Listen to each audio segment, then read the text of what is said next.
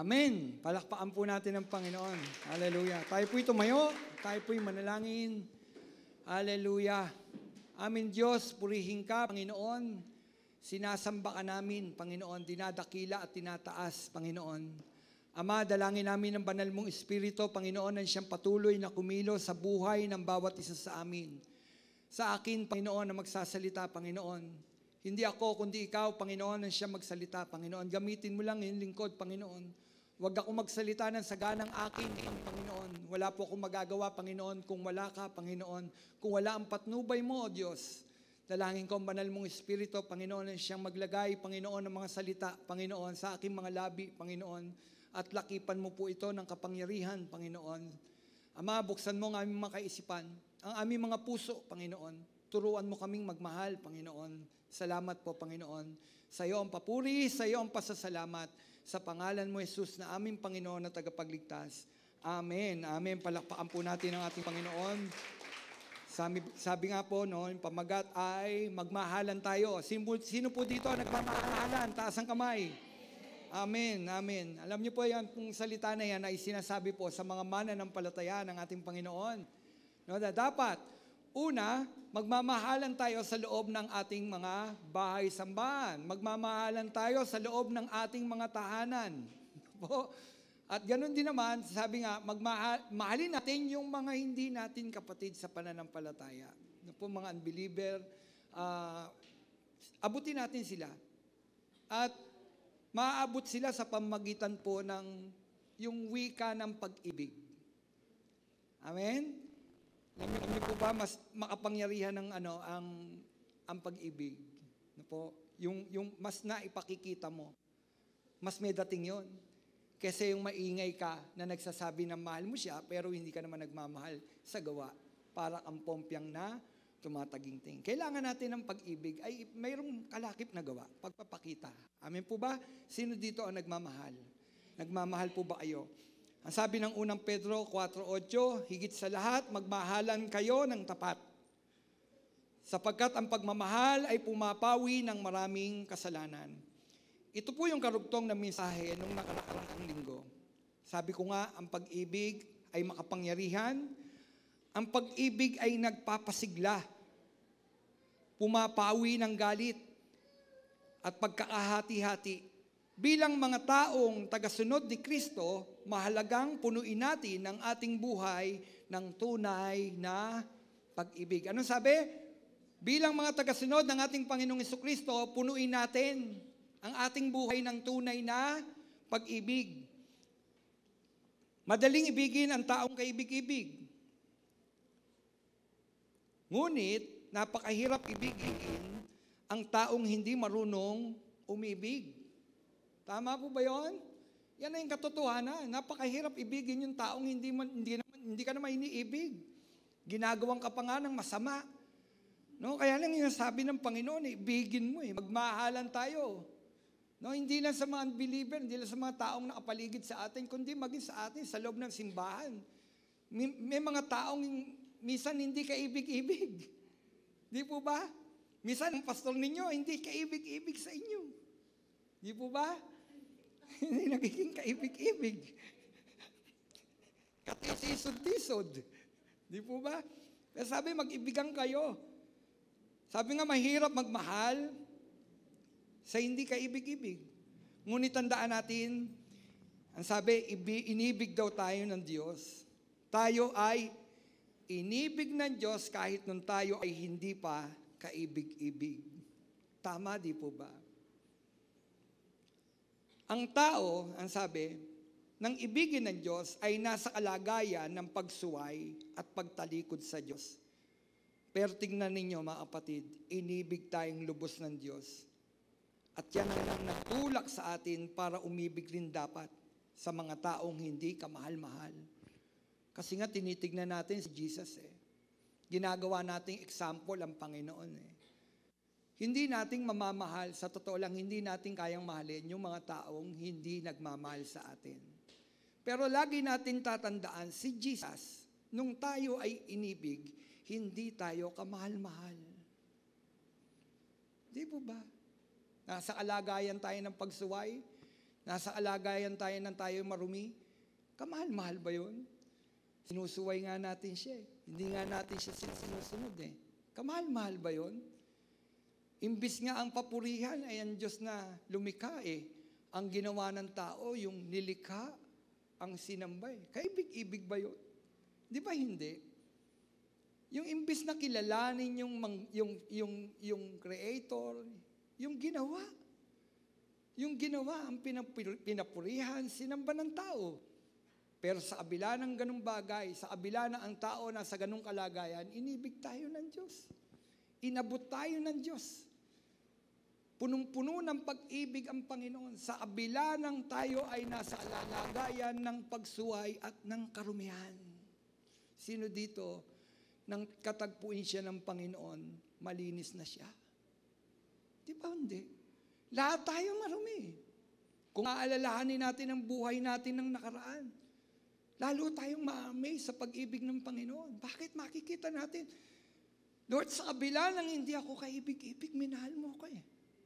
Sa kabila ng hindi ako kamahal-mahal, inibig mo ako. Minahal mo ako. Ngayon, kung yan ang ating Panginoon na pinaglilingkuran at sinasabi natin na nasa puso natin ng Panginoon, sinasabi sa atin, mag-ibgan tayo. Ano sabi? Sa mga mananampalataya, tagasunod ni Kristo, mag-ibigan tayo. Hindi sinabi diyang magsakmalan tayo, magkagatan tayo, mata sa mata, ngipin sa ngipin, hindi sinabing ganon. Ang sabi, mag-ibigan tayo. No, mag-ibigan tayo sapagkat ang pagmamahal ay pumapawi ng maraming kasalanan. Kaya makapangyarihan yung love. Kasi pumapawi ito ng kasalanan. Amen? Kasalanan. Sabi ni Pedro, magmahalang kayo. Ang sulat na ito ay sulat niya sa mga mananampalataya ni Kristo na nakakalat daw sa Asia Minor. Mga mananampalataya na dumaranas ng pag-uusig at pagtitiis dahil sa kanilang mga pananampalataya.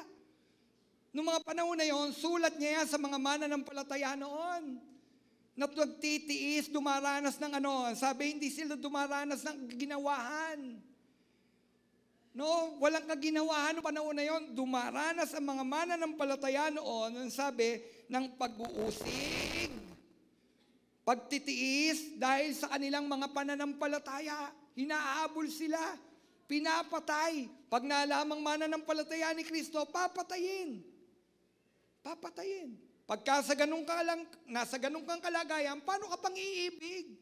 Paano pang iibigin yung kapwa mo mananampalataya? Lalo na kung yung pagkain nasa iyo ay sapat lang noong mga panahon na yon. Pero kailangan nilang i-share, sapat nga lang eh. Di po ba dahil nasa panahon sila ng pag-uusig, hinahabol sila. Hinahabol sila ng mga Romano. Hinahanap ang mga hindi mananampalataya. Ay hinahanap ang mga mananampalataya. Pag nalamang born again ka, pag nalamang tagasunod ka ni Kristo, papatayin ka. Paano ka makaiibig sa mga ganong kalagayan? Di po ba? Maging hanggang ngayon, paano tayo makamamahal sa mga taong hindi ka ibig-ibig? Mga taong tinutuya ka. Pero sabi ni Pedro, magmahalang kayo. Magmahalang kayo. Minsan ito, hindi lang sa mga mananampalataya noon, kundi maging sa mga mananampalataya ngayon. Alam niyo ba, maraming mga mananampalataya lalamig na ang pag-ibig sa isa't isa. Sino dito naglalamig na ang pag-ibig sa isa't isa? Hindi niyo ba napuna bakit ang tawagan natin ate, kuya? Di ba relationship yon? Hindi po ba? Ang tanda-tanda ko, tapos tatawagin ko yung bata sa akin, ate. Ate. Di po ba? Hindi mo naman nanay, tatawagin mo nanay. Hindi mo naman tatay, tatawagin mo tatay. Relationship. Pagmamahalan sa loob ng simbahan. Pero minsan sa loob ng simbahan, ang lalamig na ang pag-ibig ng marami. Hindi na nagmamalasakitan. Hindi na nagtitinginan. Siguro kailangan ng revival. Kailangan ng revival. Kaya ang sabi, pinaalala ni Pedro, magmahalan kayo. Magmahalan tayo. Sabi ko nga, ito'y sinabi sa mga mananampalataya noon, ngunit pwedeng-pwede natin angkinin ang salita na ito sa mga Kristiyano ngayon, na tayo ay magmahalan. Kapatid, angkinin natin yung salita na ito. Magmahalan tayo. Ngayon, tanong, paano nga bang magmahal? Kakanta pa ba uli ako? Paano nga bang magmahal? Ang isang tagasunod ni Kristo. Mga kapatid, tagasunod ka ba ni Kristo? Tagasunod ka ba ni Kristo? Amen. Paano magmahal ang isang tagasunod ni Kristo? Paano siya magmahal? Unang punto. Paano magmahal ang isang tagasunod ni Kristo? Ito yun. Sumagot ka nang hindi ka nakikipagtalo. Ano daw? Sumagot ka nang hindi ka nakikipagtalo. Answer without arguing. No? Sumagot nang walang pakikipagtalo. Ang sabi ng Pilipos 2:14, do everything without complaining. Ano sabi? Do everything without complaining or arguing. Sabi doon, gawin ninyo ang lahat ng bagay ng walang tutol at pagtatalo. Mga kapatid, gawin daw natin ang lahat ng bagay ng walang pagtatalo at pagtutol. Minsan nagaganap pagtatalo-talo sa loob ng simbahan, nagtatalo-talo, sino ba ang maganda, sino ba ang magaling? Nagpapaangatan, naghahanapan ng papuri, di po ba? Nasa iisa na lang, liit-liit na lang ng simbahan natin, nagmamalakihan pa tayo nandito. Iilan na lang tayo, nagmamalakihan pa. Sino ba ang mas pogi? Sino ba ang mas magaling? Di po ba? Nakukuha niyo po? Huwag daw tayong ang sabi, huwag tayong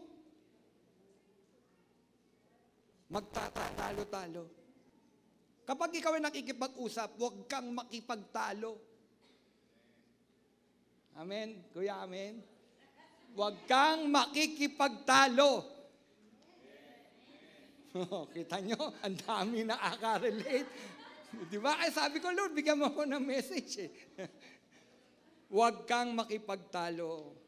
Kapag nagsasalita ang asawa mo, bigyan mo ng pagpapahalaga. Pag nagsasalita ang kapatid mo sa pananampalataya, bigyan mo ng pagpapahalaga.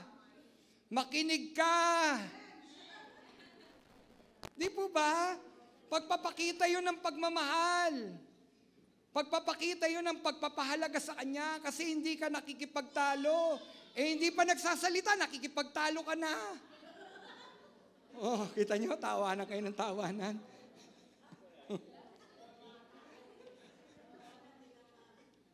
Dami po ba tinamaan? Lord, thank you. hindi ko alam yan. Ang sabi ng 2 Timoteo 2:24, a servant of the Lord should not argue, but be kind. A servant of the Lord should not argue. Ang sabi, but be kind, patient, and a good teacher. Ang sabi doon. Yan ang sabi ni Pablo kay Timoteo. Sinasabi niya ito kay Timoteo, isang batang pastor. O ikaw, lingkod ka ng Panginoon. O lingkod ka ng Panginoon, Timoteo, pastor ka. Parang ganon. O ikaw, wag kang makikipagtalo. Pastor ka eh. Nakuha niyo po? Si Timoteo, batang pastor. O kita niyo, hindi lang kayo tinumaan. Si Timoteo, isang batang pastor. Sabi ni Pablo sa kanya, pinangangaralan siya, huwag kang makikipagtalo. Servant ka ni Lord. Lingkod ka ng Diyos, huwag kang makikipagtalo. But be kind. But be kind. Amen? Ang sabi doon, at maging mabuti kang guro, mabuti kang tagapagturo. Alam niyo, hindi lang ito dapat sinasabi ko sa akin sarili. Dapat lahat ng mananampalataya, Kasi lahat tayo, servant ni Lord. Sino dito servant ni Lord? Lahat tayo, servant ni Lord. O kung servant ka ni Lord, ang sabi, huwag kang makikipagtalo. But be kind. Be kind. Ano pa? Maging mabuti kang tagapagturo. Amen? Mabuti kang teacher. Paano ba ang napapakita yung pagiging mabuting teacher? Kailangan yung tinuturo mo, nakikita sa iyo. Tinamaan ako dun. Di po ba? Dapat yung tinuturo mo, yung sinasalita mo, nakikita sa iyo.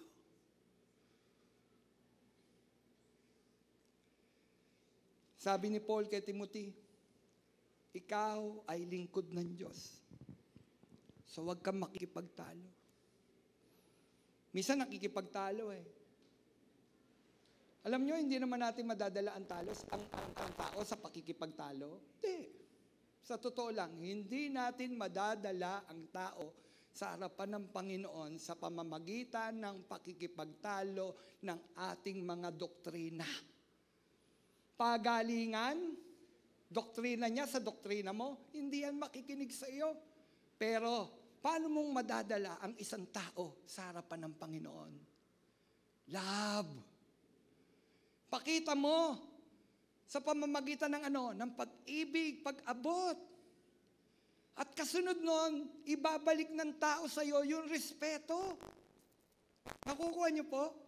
Love. Alam niyo po ba ang pag-ibig ay pinakamagandang mensahe sa isang tao? Love. Ang Diyos ay pag-ibig. So paano natin siya ituturo? Paano natin siya ituturo sa tao?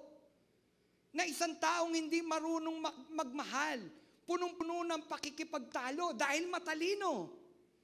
Punong-puno ng kaalaman. Kapatid, love. Love. Tandaan ko, sabi sa akin ni pastor, bago akong pastor noon, binigla ako. May mensahe ka bang ganito? Meron po. Pumunta ka doon sa simbahan na yon. Anniversary nila. Ha? Anniversary nila.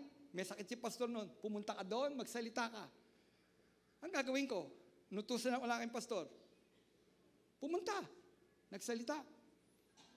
Ang daming tao. Ang daming tao talaga. Anniversary. Alam niyo naman, pag anniversary, di po ba? Napupuno. Nagsalita ako. Hiningi ko yung patnubay ng banal na Espiritu. Hiningi ko. Alam nyo, hindi ako nagsalita ng saganang akin doon. Yung sabihin ko sa akin, wala nga akong karunungan eh. Lord, bigyan mo ako ng wisdom. Sabi ko, alam nyo, magkikwentuhan lang po tayo. Alam nyo, ginawa ko? Sinabi ko lang sa kanila kung ano ang ginawa ng banal na Espiritu. Kung paano siyang gumawa sa buhay ng bawat isa. Ang tao pumapalakpak. Hindi naman ako pinapalakpakan nila. Ang pinapalakpakan nila ay ang Panginoon. Yung kamanghamang ang ginagawa ng Panginoon. Kasi yun ang tinatangal ko eh. Kasi sabi ko maging mabuti kang guro. Ituro mo kung sino si Jesus. Anong ginawa ni Jesus sa'yo? At yun yung sinabi ko. Nagpapalakpakan ng tao. Pagkatapos noon, tumayo yung pastor. Pag-upo ko. Kabilis niyong namangha! Ang bilis niyo namangha! Pinagalitan ba naman yung mga miyembro niya? Ang bibilis niyo namangha, ang sinasabi lang naman niya ordinaryong manifestasyon ng Holy Spirit. Naisip ko, mayroon bang ordinaryong manifestation ng Holy Spirit? Kaya lang, para akong binubusan ng malamig na tubig. Pinagalitan, hinamak yung buo kong pagkatao sa harapan ng maraming tao. Pero sabi, love. Love. Nalove ko ba siya? Hindi. Saganang akin? Di Nainis nga ako sa kanya eh. Ang problema, lagi ko siya nakikita. Lagi ko siya nakikita. Nainis ako sa kanya. Minsan pupunta ako doon, mangungusap, Lord, titirahin ka na naman niya. Titirahin na naman ako. Titirahin ako. Kaya hindi ako nagpakabit ng pustiso eh. Kasi nagpapaalala sa akin yun. Pati yung pustiso ko, tinitira niya. Naisip ko, okay na yun, kaysa humagis. Di po ba? Minsan nagsasalita ako eh. Talaga naisip ko yung pustiso ko eh. Mga kapatid, no? Hinamak niya ako. Pero sabi ni Lord, sa isa naming gawain, i-bless mo siya. Romel, i-bless mo siya. Ha? Lord, i-bless ko siya. Hinamak nga niya ako, pinagalitan nga niya ako eh. Ordinary yung manifestation mo lang daw yung pinagsasabi ko, Panginoon. Bless mo siya. Sige. Sige po. Sige po. Bless mo. Ano na sa bulsa mo? Bless mo siya.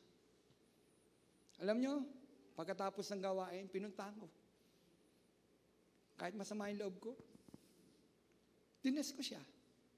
Store, mahal ka po ng Panginoon.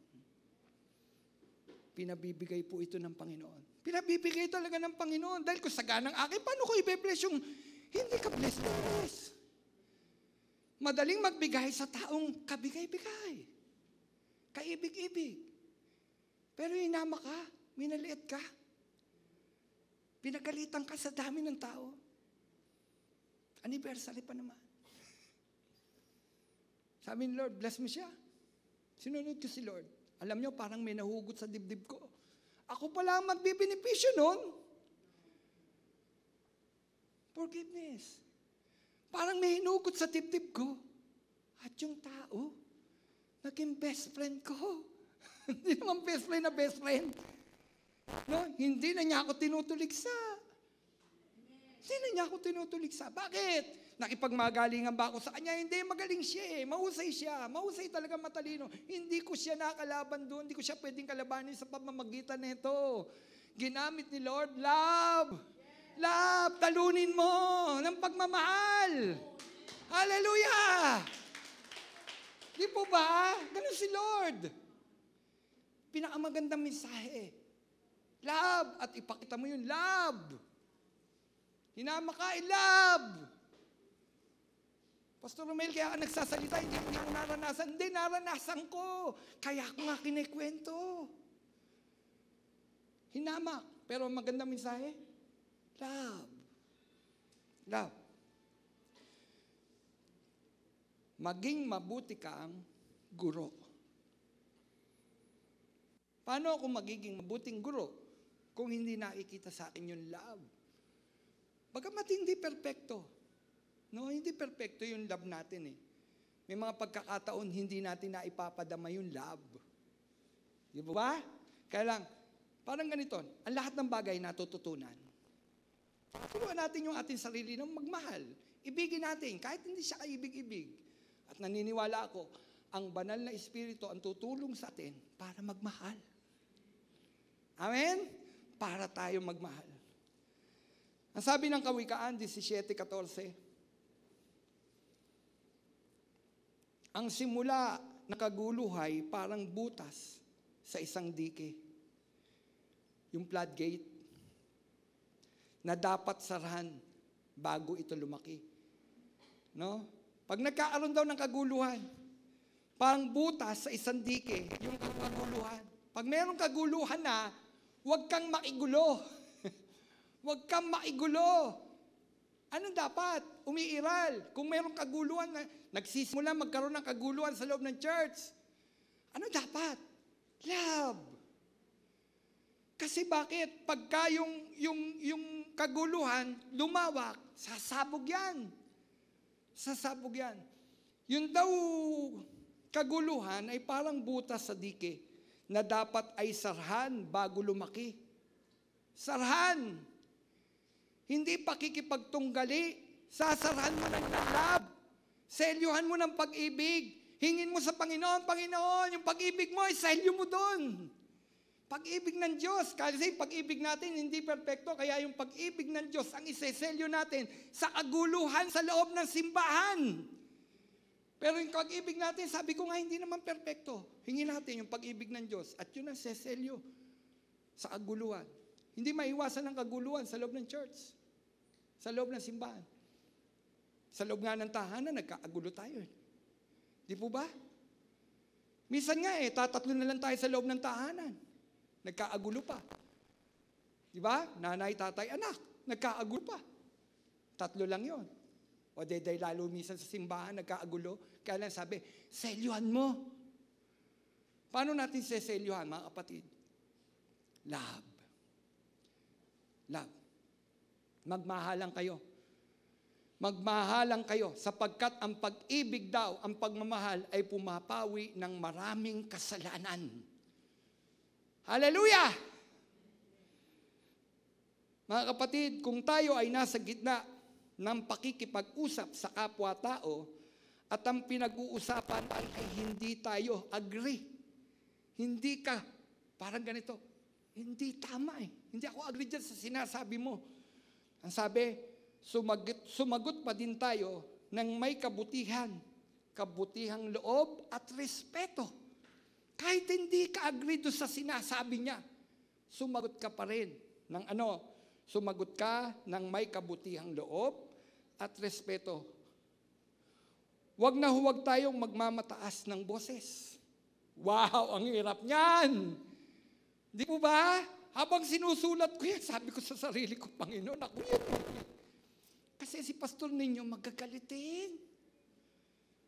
Kaya yung ginagawa ko itong mensahe to, ako tinatamaan eh.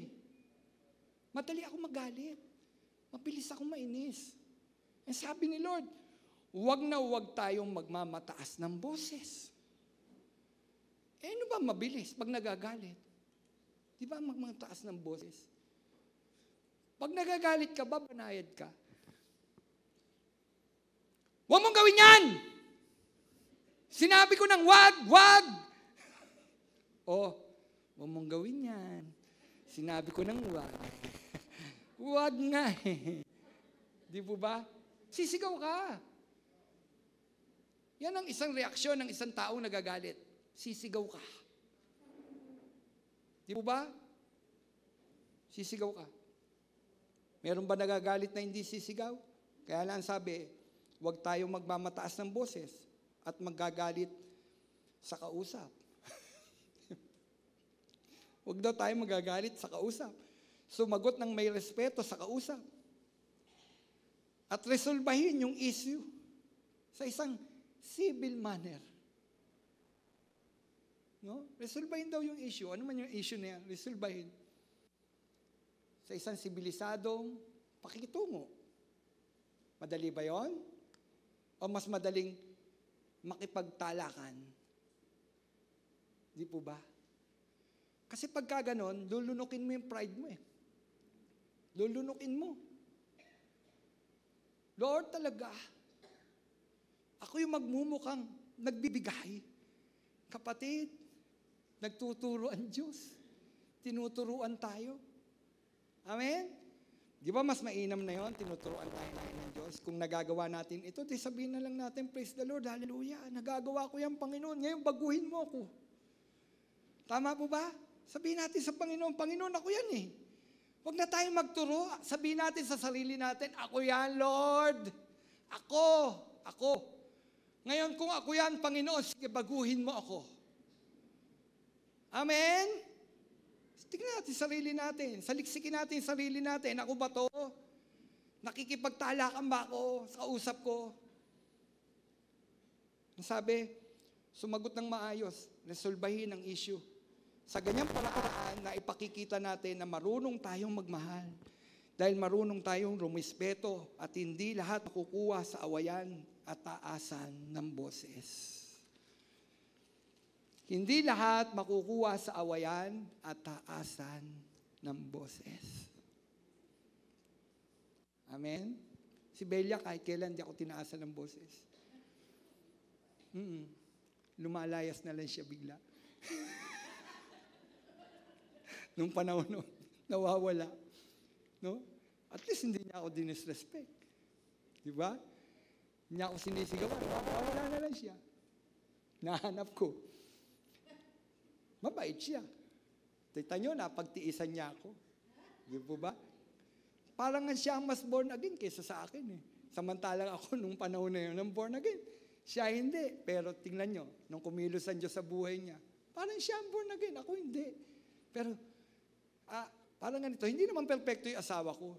Siyempre, nakikipag-argue rin yan. Kaya lang pag nakikipag-argue siya, kadalasan, Belia ko ba tumatahimik? O ikaw?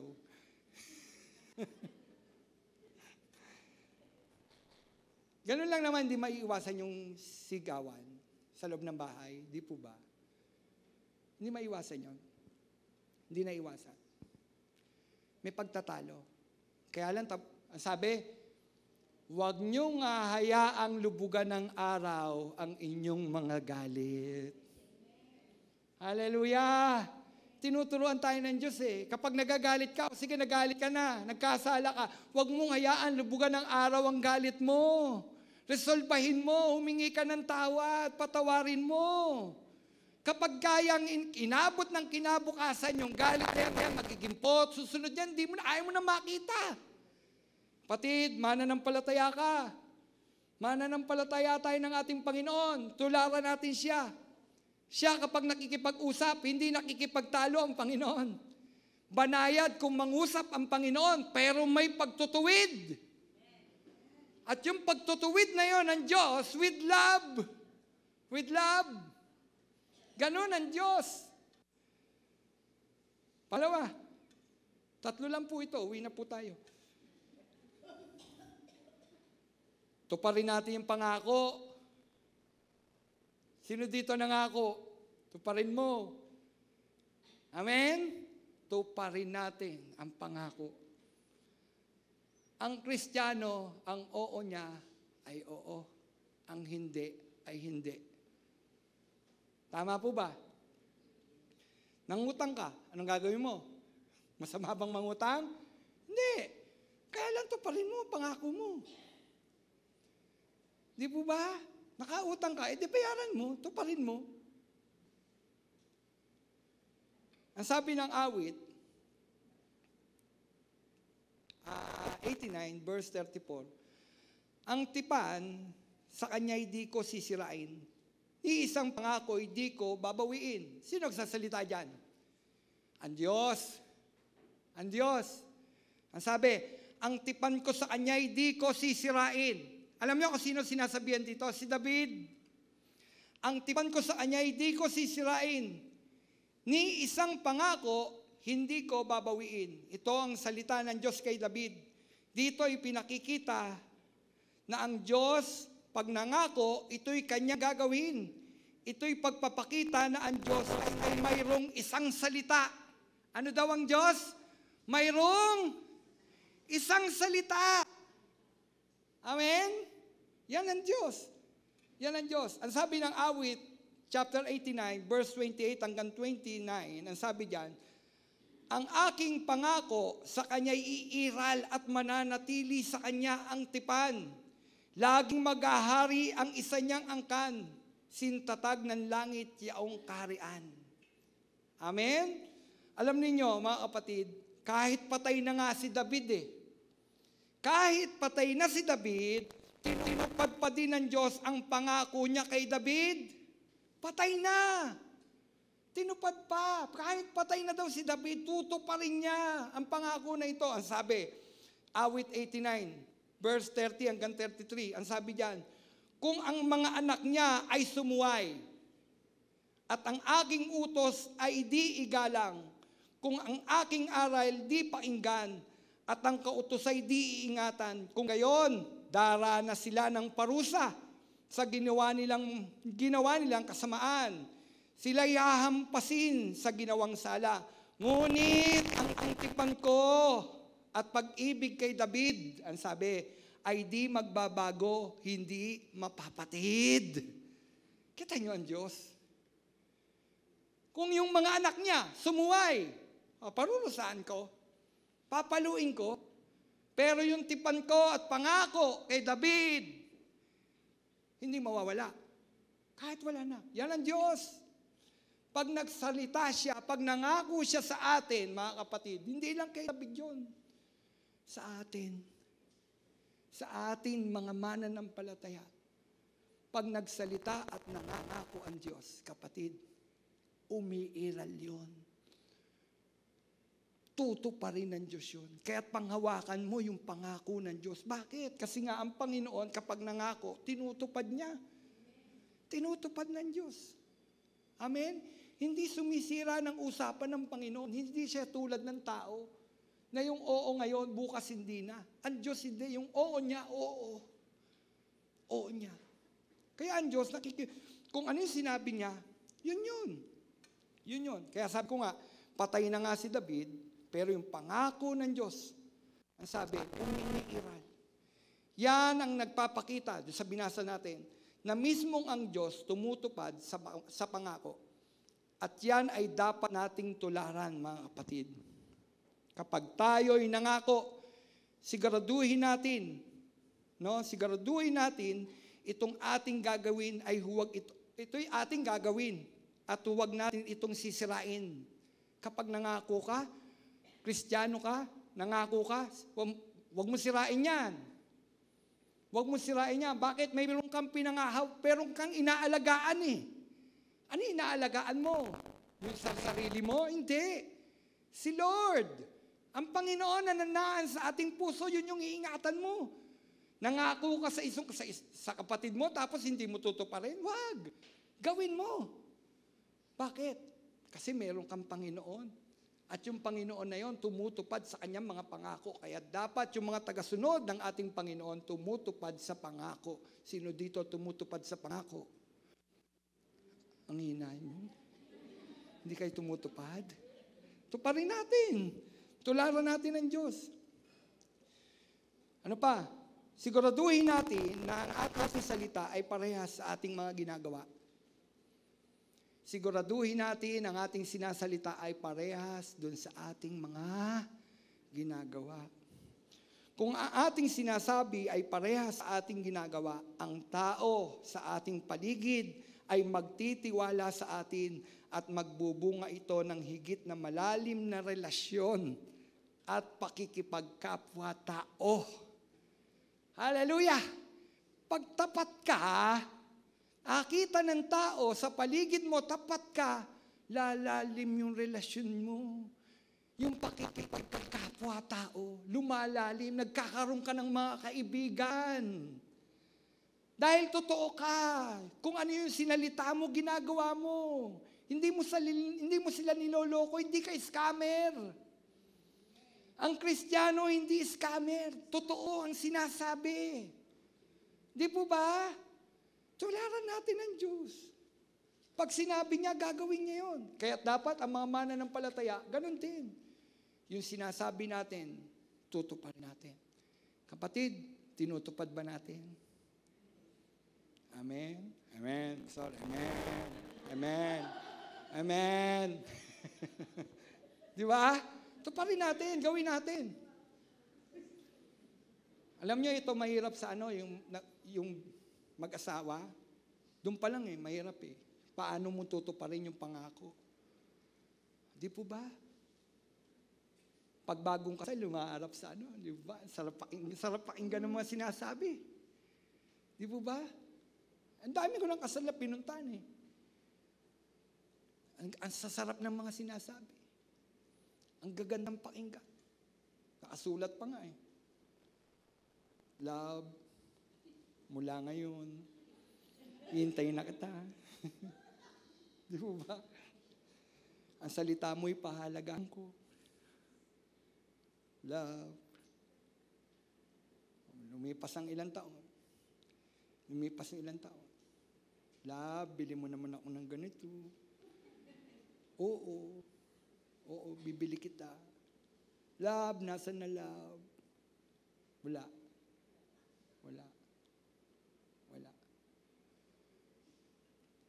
Sabi ni Belia, napangako ka ba sa akin? Ako hindi ako madaling mangako. Hindi ako nangangako madalas kay Belia. Di ba? Oh, talaga. Nakikipag-argue. Sabi, wag makikipag-argue, di ba? Madalas mga ako. Pero pag naroon kami sa namimili kami, gusto mo? Gusto mo yan? Bilhin mo. Bilhin mo. Hindi, sabi ko, sige, bilhin mo, bayaran ko. Sabi niya sa akin, bilhin mo naman ako ng ganito. Hintayin mo yung loob ko. Sabi ko sa kanya, hintayin mo yung loob ko. Pagka bilhin mo akong ganito, gusto ko yun sa loob ko. Sabi ko sa loob ko. Kaya meron naman, hindi ko naman sinabing scammer yung asawa ko, ha. Meron yun, sinusukat na niya. Sinusukat na niya. Maganda ba? Maganda.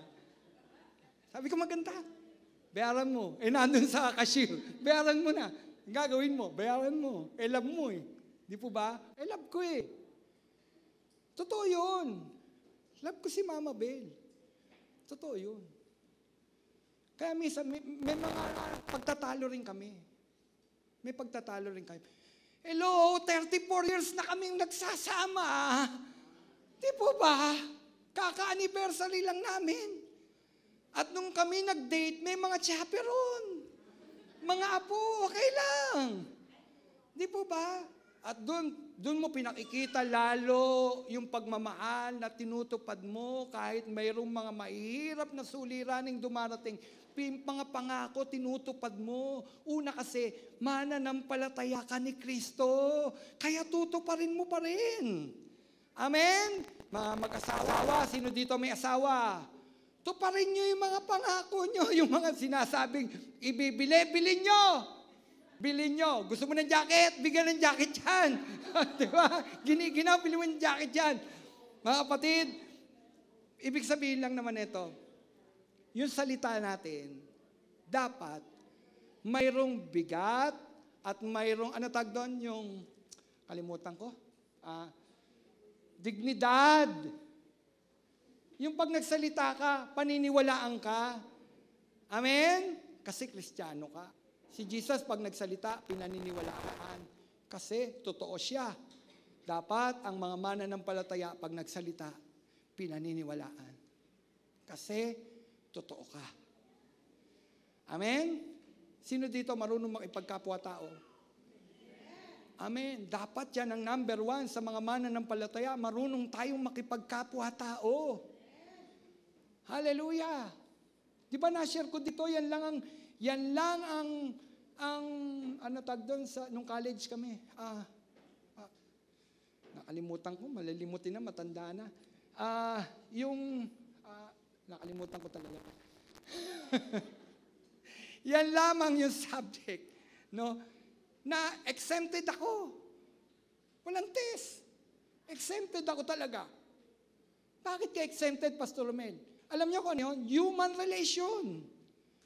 Hindi pa po ako, bata ako noon. Human relation. Tinuruan ako ng Panginoon, paghahanda pala, magiging pastor pala ako. At kailangan marunong ka ng human relation. Test. Nag-test kami, human relation. Bagsak si Pastor Romel. Bagsak. Pero exempted ako. Yung aming professor noon, Dr. Chavez, ewan ko kung buhay pa yun. Dr. Chavez, napakaipit. Pagpasok ko pa lamang, kasi late kami, tinapon yung class card ko. Huwag ka na pumasok. Sabi nga, ganyan.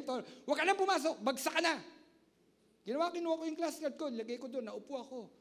Sinabi ko nang huwag ka nang pumasok, sabi niya, magtitiis ka lang dyan, bagsak ka na. Hanggang sa nandun ko. Hanggang sa nasanay na si Dr. Chavez. Na nandun ako. Romel, ganun magsalita yan. Bili mo ako ng siopaw. Bumili ako ng siopaw. Bawal maglabas sa kantin ng platito. Ang ginawa ko, yung platito, nilagay ko sa likod. Dito. Hindi ko alam kung ano amoy nun. Lagay ko dito. Tapos, pagdating doon sa loob, binigay ko kay Dr. Chavez. Sabi ko, Dr. Chavez, ito lang yung siopaw mo. Ito pa. Platito. Paano mo nalabas to? Dr. Chavez ng Ched, kakain sa plastic. Sinasabi ko, Dr. Chavez ng CHED, kakain sa plastic. Tapos, dumating yung final exam. Tinawag lahat. Lahat kayo may exam. Enriquez, labas. Ha? Bakit? Exempted. Exempted. Dahil sa platito. Ginong ko dito, di ba? Human relation, pakikipagkapwa-tao. At pag marunong kang makipagkapwa-tao, yung salita mo, totoo, pinaniniwalaan. With gawa. Amen? With gawa. Pangatlo, malapit na tayo matapos. Para sa mga nagmamadali. Sino dito gusto ma-exempted sa exam? Gusto nyo? Pangatlo, magsalita ng walang paghusga. Tama, di ba? Para maipalama mo yung pagmamahal mo, magsasalita ka ng walang paghusga. Ang sabi ng Santiago 1:19, tandaan ninyo ito mga kapatid. Mga kapatid kong minamahal, matuto kayong makinig, dahan-dahan sa pagsasalita, at huwag hagad magagalit. Ang hirap, no? Pero may sinasabi ni Santiago, tandaan ninyo ito mga kapatid kong minamahal. Matuto kayong makinig. Kanino? Sa kausap. Matuto kang makinig, dahan-dahan sa pagsasalita, at huwag agad magagalit. Galit ka eh. Galit ka lagi. Di po ba? Dahan-dahan sa pagsasalita at huwag agad magagalit. Ang galit ay normal na pag-uugali. Hoy, hindi pala tayo abnormal. Di ba pag nagagalit? Normal. Normal daw yan na pag-uugali ng isang tao. Mayroong madaling magalit. Tulad ko. Tulad ko. Merong hindi agad nagagalit. Sino dito hindi agad nagagalit? Lahat tayo magagalitin. No, para sa atin to. Lahat tayo magagalitin. Sabi ko nga, normal ito. Pero ano ba ang bunga ng galit? Bakit sinasabi ni Santiago na huwag kang agad magagalit? Bakit? Una kasi, sumisira ito ng relasyon. Di ba? Pag madali kang magalit, galit ka ng galit, sisira yan ng relasyon. Sa loob ng tahanan, sa pagkakaibigan. Pag lagi ka nagagalit, iiwan ka. Kaya sabi, huwag ka magagalit agad. Dahan-dahan sa pagsasalita. Bakit? Sumisira ng relasyon, mauuwi sa paghihiwalay. Sumisira sa pagkatao. Galit ka ng galit. Usok yun ng cellphone. Diba? Na si Pastor Romel, ipagsuntukan, ayun viral, di ba? Nabibidyohan ka. Di ba? Nabidyohan ka, patay na. Umisira ng pagkatao. Tama po ba? Sumisira ng pagkatao. Oo, nakalalaki na, parang tapang-tapang natin, pero hindi. Sumisira ito ng pagkatao. May nakita ko kanina magang-maga. Disgrasya. Nakamotor. May taklob yung ulo eh.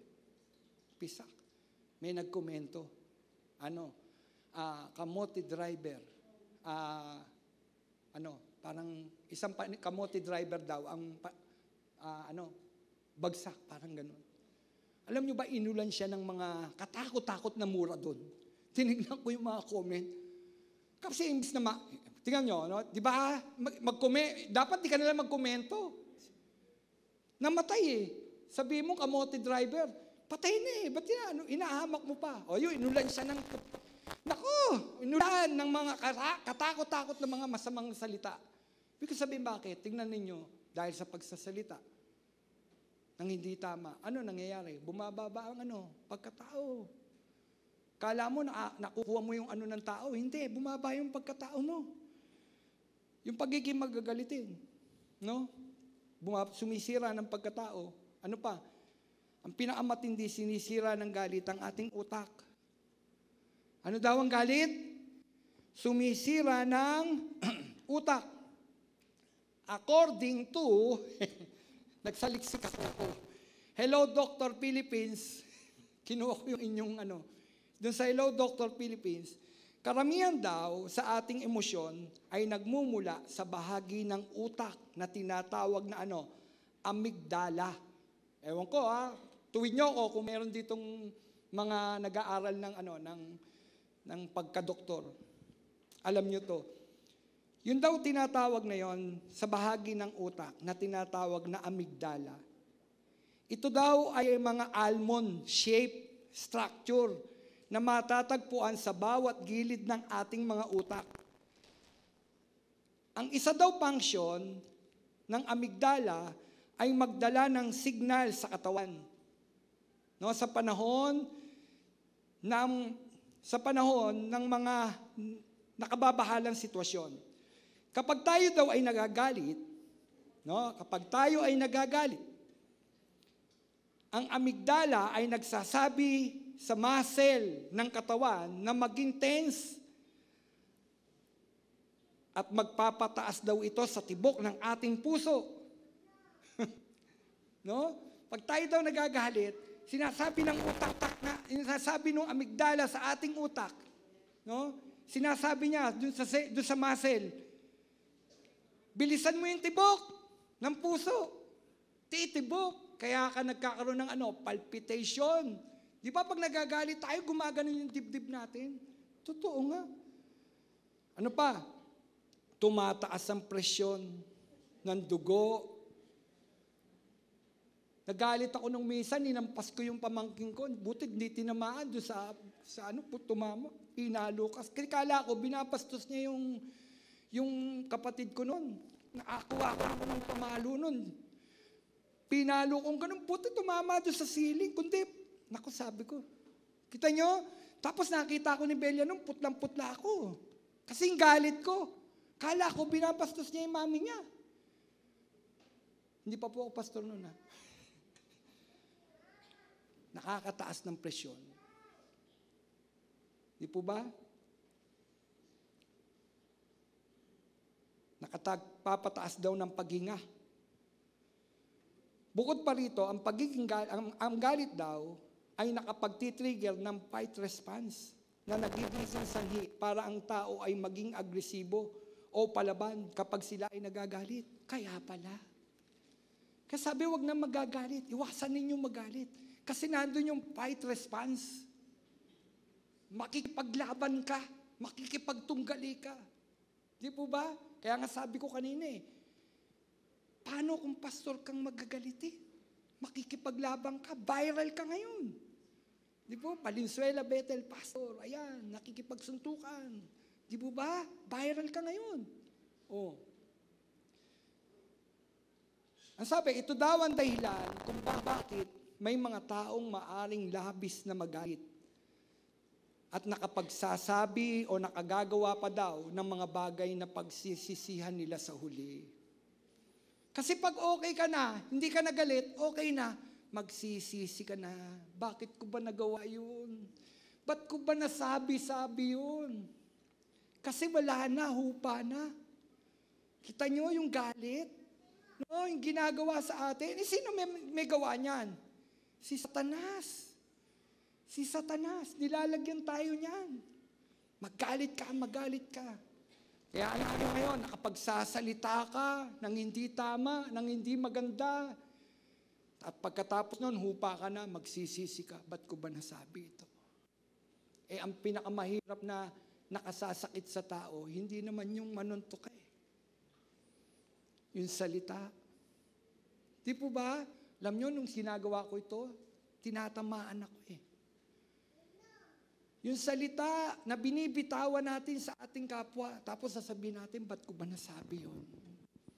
Kapatid, nagiging active yung amygdala na nagbibigay ng sabi sa katawan natin. Fight response, makipag-away ka. Kaya tumataas ang BP, na-high blood. Di po ba? Ngayon, ano ang nagaganap sa ating katawan pag tayo ay nagagalit? Kasi sinabi kanina, ano yung saan nagmumula? O ngayon, anong ginagawa nito sa ating katawan pag tayo ay nagagalit? Ang sabi ng Hello Dr. Philippines, sakit ng ulo. Sumasakit yung ulo natin. Natetense daw kasi yung muscle sa ulo at leeg. Kaya sumasakit ang ulo. Ang taong palaging galit ay madali daw kapitan ng migraine. Madali siyang kapitan ng migraine. Ano? Sabi doon. Ano pa? Pangalawa, insomnia. Pero hindi ka makakatulog. Kinuha ko to sa Hello Dr. Philippines, ha? Oo, talagang nag-research ako. Ano pa nagagawa ng galit sa katawan? Insomnia daw. Natuklasan daw ng mga dalubhasa na ang taong madalas magalit ay mas madaling magkaroon ng mga gabi na hindi nakakatulog.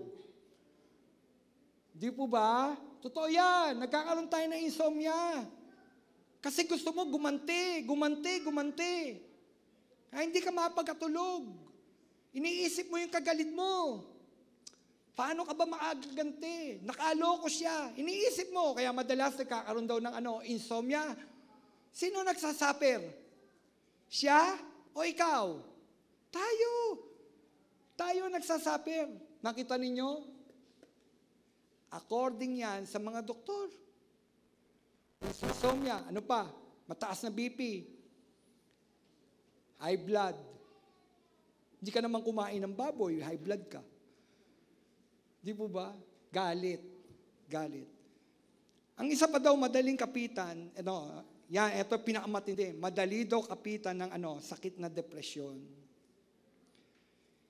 Madaling kapitan ng sakit na depresyon ang taong magagalitin. Ito ay ang galit daw na nagiging sanhi ng paggawa ng ating katawan ng maraming cortisol na siyang tinuturing bilang stress hormone. At yan po ay mula sa Hello Dr. Philippines. Ano daw ang sabi? Depresyon kasi dumarami yung cortisol. Stress hormone. Kaya ano nangyayari? Nadidepress ka. Lagi kang malungkot. Lagi tayo nalulungkot. Bakit? Kasi nga, nagagalit tayo lagi. Kaya may batayan, bakit sinabi ng Panginoon, huwag kang magagalit. Sinabi ng mga apostol, huwag kang magagalit agad. Dahan-dahan sa pagsasalita. May tinuturo. Amen? Ngayon, according yan sa Hello Dr. Philippines, kapag tayo ay galit, mabilis tayong humusga. Di po ba? Kapag tayo nagagalit, humusga tayo agad.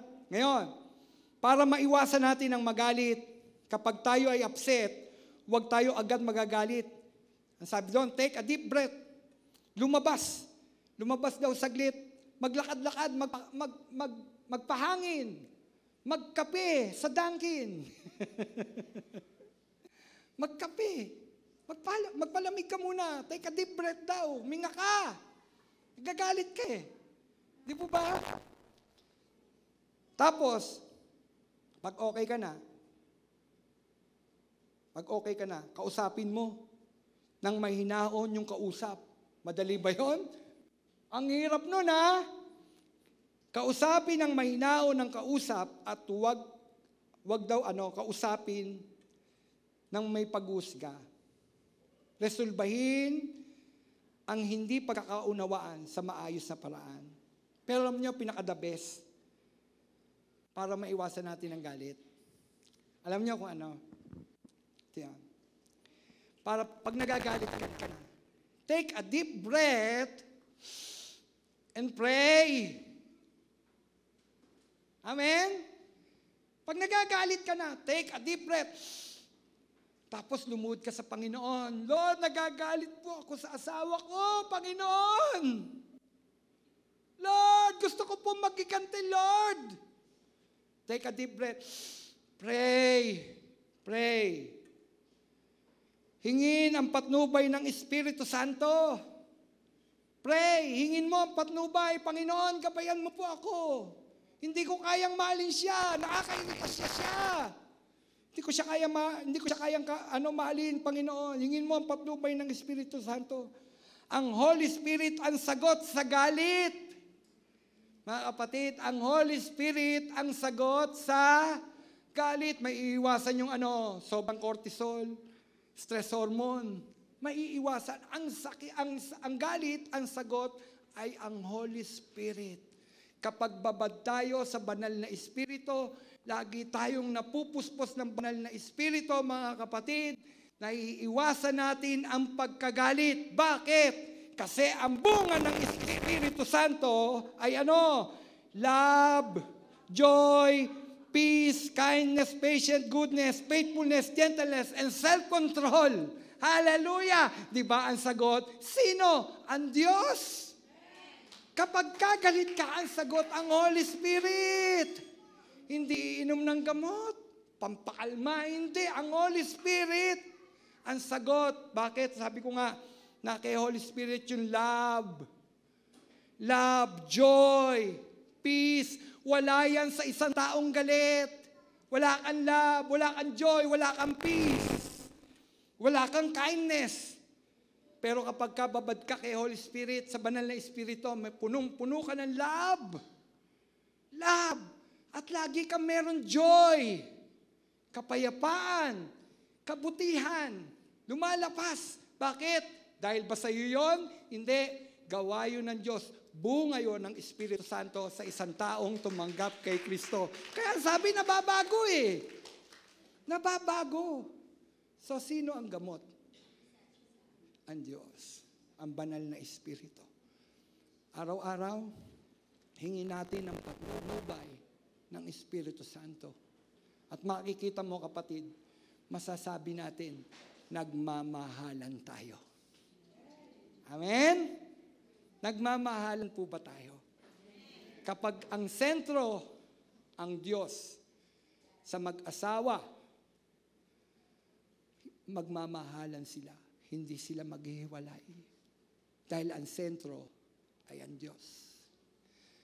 Sa magkaibigan, kapag ang sentro ay ang Diyos, hindi sila magtataksil rin sa isa't isa. Amen? Matutulad sila kay David at kay Jonathan. Basahin yun. Ganda nun. Sa magkakapatiran sa loob ng church, kapag ang sentro ng simbahan, hindi ang pastor, kundi ang Diyos, hindi mahahati ang simbahan. Ano daw? Hindi mahahati ang simbahan. Kaya nahahati ang simbahan, pero pwede bang hatiin ang body of Christ? Kaya nahahati, nandun yung pride. Sino ba dapat sundin? Ako leader. Mas mataas ako. Pride. Di po ba? Pero kung ang lahat marunong magpakumbaba, kapatid, iiral yung love ng Panginoon at maiiwasan ang pagkakahati-hati. Amen? Kapatid, nawa sa simbahang ito, makita sa atin yung love. Love ng Diyos. Magmahalan tayo. Amen? Sabi mo sa katabi mo, I love you with the love of the Lord. I love you with the love of the Lord. Oh, I love you with the love of the Lord. Yes, I love you with the love of the Lord. I can see in you the glory of my King. Oh, I love you with the love of the Lord. Mahal ba natin ang isa't isa, mga kapatid? Oh, I love you with the love of the Lord. Pwede po ba tayong umikot? Yes, I love you with the love of the Lord. Kamayan nyo isa't isa. Magmahalan tayo. I can see in you the glory of my King. Oh, I love you with the love of the Lord. O, diba? Ano nararamdaman nyo? Yun. Yun. Love, love, love.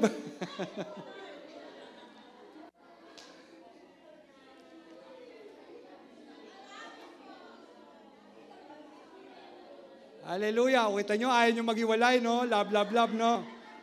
Nagmamahalan po ba tayo? Mahal tayo ng Diyos. Amen? Mahal tayo ng Diyos. Tayo ito po'y tumayo. Tayo po'y manalangin. Dakilang Diyos, madatnan mo nawa ang bawat isa sa amin na kami ay nagmamahalan. Hindi kami nagsisiraan. Nagmamalasakitan kami. Panginoon, yung galit. Nagagalit kami. Nagagalit po kami. Pero may aral ka. Nawa, Panginoon, yun yung makita sa amin. Maisip namin. Kapag kami nagagalit, sinasabihan mo kami't sinasaway. Wag, anak, wag kang magagalit. At kung magalit, kapatid, wag daw lubugan ng araw. Resolbahin. Wag nating paghariin yung galit sa puso natin. Ang galit ay kay Satanas. Ang Diyos ay pag-ibig. Si Satanas ay galit, puot, sama ng loob. Pero ang Diyos, joy, peace, kindness, goodness, gentleness, self-control. Hallelujah. Panginoon, tulungan mo kaming mamuhay ayon sa iyong kalooban. Hindi kami mamuhay sa ganang amin. Binago mo na kami, Panginoon. Tulungan mo kami, hindi namin kaya, Panginoon. Sa ganang amin, Panginoon, hindi namin kaya. Ako po, hindi ko kaya, Panginoon, ang umibig, Panginoon, o Diyos. Kung wala nga, Panginoon, ang patnubay mo, hindi ko kaya, Panginoon. Kaya nga, Panginoon, patnubayan mo kami, Panginoon. Sa bawat araw na lumilipas sa aming buhay, Panginoon, tulungan mo kami, Panginoon, na kami, Panginoon, ay magmahal, Panginoon. Maging sa mga tao, Panginoon, na hindi kaibig-ibig, kamahal-mahal, kainis-inis, Panginoon. Tulungan mo kami, Panginoon. Lagyan mo ang puso namin ng katulad ng puso mo, Panginoon, na punong-puno ng pag-unawa, punong-puno ng pag-ibig, pagmamahal sa amin, Panginoon, sa kabila ng aming mga pagsuway, Panginoon. Lord, matulad nawa kami sa iyo, sa ugali mo, Panginoon. Hallelujah. Madatnan mo nawa ang bawat isa sa amin, Panginoon. Sa muli mong pagbabalik, na ang laman ng puso namin, Panginoon, ay ikaw. At ang ginagawa namin, Panginoon, nakapagbibigay lugod sa iyo, Panginoon. Salamat po, Diyos. Sa iyo po ang papuri, sa iyo ang pagsamba, sa pangalan mo, Jesus, na aming Panginoon. Amen. Amen. Palakpakan natin ang Panginoon.